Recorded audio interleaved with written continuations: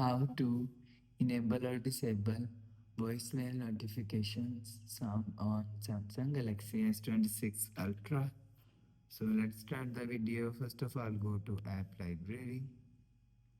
So here click on phone app.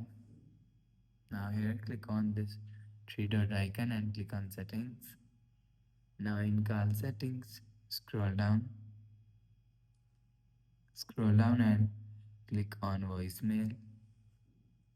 After click on voicemail, so click on notifications.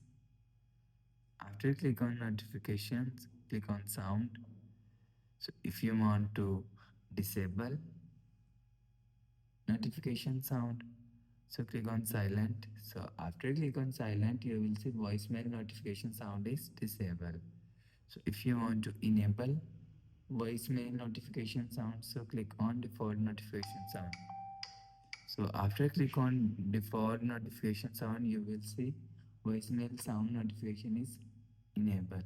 So you will enable or disable default notification sound from here. So after the process, go back to home screen.